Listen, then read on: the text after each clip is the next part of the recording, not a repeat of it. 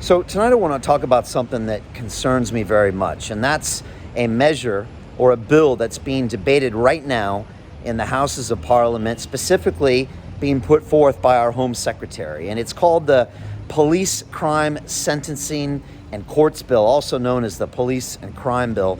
And it's being pushed through by the Conservative Party's Priti Patel, our Home Secretary. And what it's trying to do is take a lot of these lockdown anti-protest measures and push them into a post-lockdown world. And this concerns me very much, and it probably should concern you, because we just saw a case of this happen on Saturday when a bunch of women and men gathered to hold vigil and protest in Clapham because they were concerned about the safety of women on our streets of London, which is something they should be concerned about. And they wanted to assemble and hold a vigil and protest, and yet it was ripped apart by the Metropolitan Police and caused quite a scene that none of us were happy to see. Of course, that's being investigated. I've called for the mayor's resignation on the back of that. But those same types of rules could exist in a post-COVID world, and that makes me very concerned. Here's a few highlights from the bill that I wanted to read off for you. The government says this legislation will hand powers to the police to take a quote-unquote more proactive approach to manage quote-unquote highly disruptive protests. The bill will boost powers that police can use on so-called static protests. So it means even if you're just standing somewhere, you're not actually marching, they can still shut you down. It will also propose maximum noise limits on protests. And this is very concerning, including that of the human rights lawyer M.R. Anwar, who said recently on Sunday the proposed bill is, quote, the most draconian piece of legislation in British legal history that will effectively outlaw peaceful protest.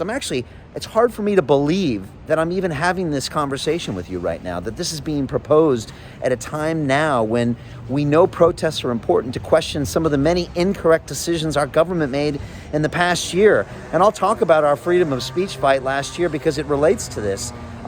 It goes on to say that the bill said it would target protests that cause a quote-unquote serious annoyance. And Mr. Anwar went on to say, what do you think a protest is all about? It's all about trying to show how annoyed you are with the system. And he goes on to conclude and says, quote, this is a fundamental attack on our human rights. This effectively gives the power lock, stock, and barrel to the police to do what they did on Saturday in Clapham. And we think this is ridiculous. Even Gracie Bradley, the director of Liberty, said, quote, parts of this bill will facilitate discrimination and undermine protests, which is the lifeblood of a healthy democracy. I agree. Goes on to say we should all be able to stand up for what we believe in, yet these proposals will give the police yet more powers to clamp down on protest, unquote.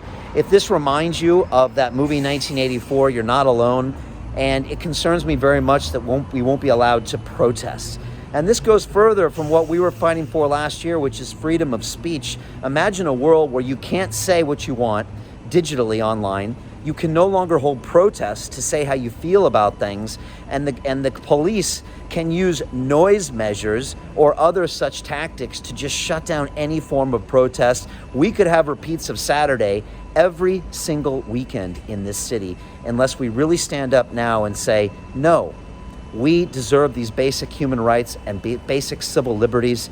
And that's why freedom of speech and digital freedom of speech is one of my main policies as your next mayor of London. It's on my website, brianformayor.london, and it stands alongside my plans to rebuild London's economy, to fix our bankrupt transportation system, to get tough on crime, and to also build affordable housing. This is just as important, because if we can't voice our concerns with our police and with our government, well, then what are we really? We're not really citizens of a democracy. And so I am urging the members of the Conservative Party, the members of the Labour Party to vote against this bill. It doesn't make any sense. Again, it's hard for me to even believe that I'm having to talk to you about this. Just like last year, it was hard for me to believe that someone was trying to violate my basic right to freedom of speech. But these things happen every single day, and it's happening right now, right under our noses.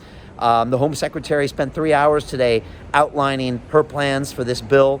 It must be stopped. We must protect our liberties. Please leave me your comments below.